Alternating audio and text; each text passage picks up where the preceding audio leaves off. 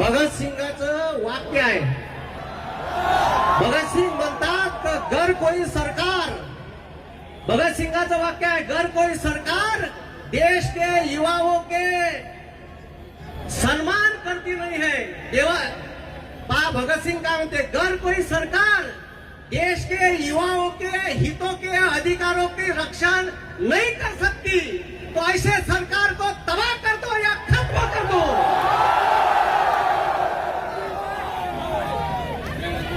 आणि लक्षात ठेवा म्हणा सत्तेत बसणाऱ्या चोरांनो, हे माजून गेले साले. आणि ह्या चोरायचा जो सरगना आहे, नाम नरेंद्र काम सरेंडर, राजीनामा अभिजित दादा, राजीनामा धर्मेंद्रचा घेऊन न होणार, नरेंद्रचा बी घ्या लागल. कारण सरगना सरगना सरगनाओं का सरगना वही है. आणि या देशात 4 गोचीड आहे जे या देशातल्या बेरोजगार युवकाचं रक्त शोषण करत आहे, या देशातल्या कामगारांचं रक्त शोषण करत आहे, या देशातल्या शेतकऱ्यांचं रक्त शोषण करत आहे. ते 4 गोचीड आहे. नरेंद्र, मुखिया, एक अडाणी आणि एक अमित्या, हे 4 लोक आहे जे या देशाचा सत्यानाश लावून राहिले. त्याच्यानंतर हे बाकीचे खालतं चोर बसले आहे. आणि याचा एक सरगना आहे, त्याचा राजीनामा घ्या लागते मेन डॉनचा.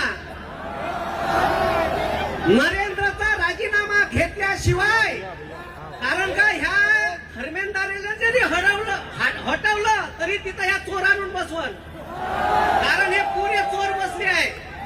आणि मी यायच्या भाषेत हे गोचीड आहे, गोचीड. आपल्या देशातल्या युवकाचं, आपल्या देशातल्या शेतकऱ्याचं, आपल्या देशातल्या कामगाराचं, आपल्या देशातल्या बेरोजगार कोट्याचं रक्ताचं शोषण करत आहे. आता एक इथं नवीन आपल्या नागपुरात सायंटिस्ट आहे नितीन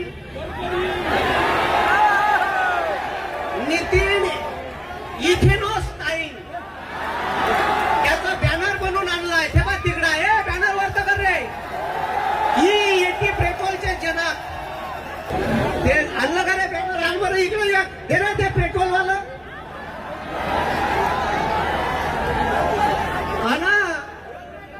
यायले सांगतो का हम कॉकरोच है, कॉकरोच 100 बार काटोगे तो भी मरेंगे नहीं, फिर से जिंदा रहेंगे.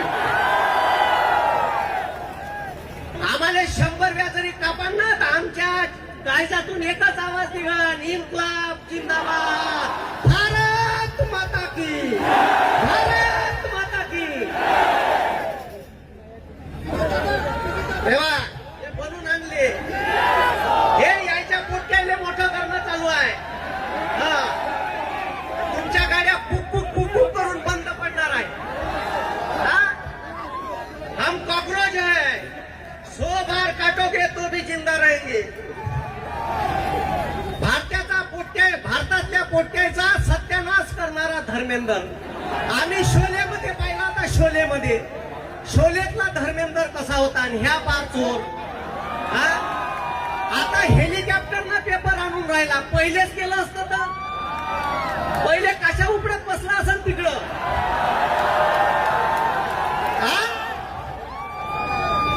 आता हेलिकॉप्टरनं पेपर, पहिले लक्ष दिलं असतं. चोट्या 15 पोट्याच्या आत्महत्या नसत्या झाल्या. या 15 पोट्याच्या आत्महत्येचा जिम्मेदार धर्मेंद्र आहे.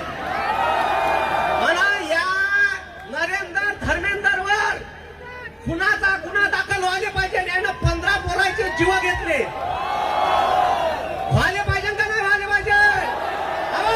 व्हायला पाहिजे का नाही व्हायला पाहिजे? हात वरती करा, व्हायला पाहिजे का नाही व्हायला पाहिजे? शाबास. हे आपल्या देशाला लुटून खाऊन राहिले.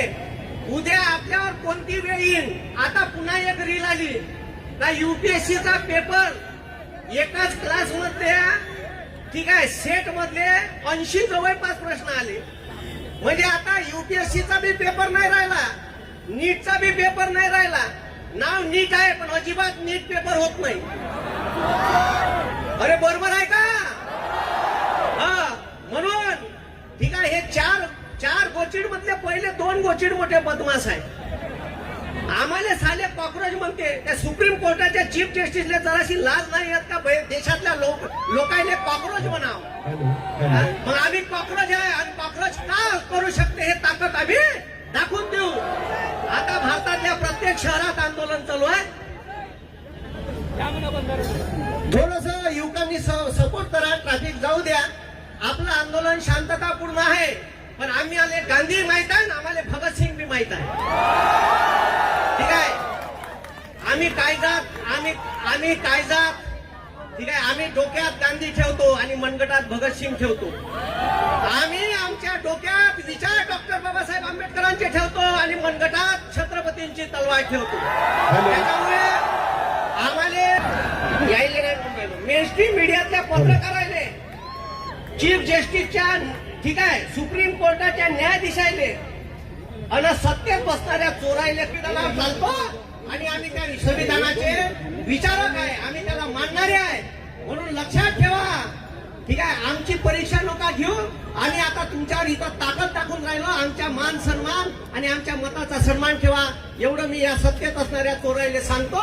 नाही तर पुन्हा आम्ही दिल्लीत याच्यापेक्षा 4 पट आंदोलन करीन आणि तिथं का होईल हे सांगता येणार नाही. धन्यवाद. जय जवान, जय बिरसा मुंडा, इन्कलाब जिंदाबाद.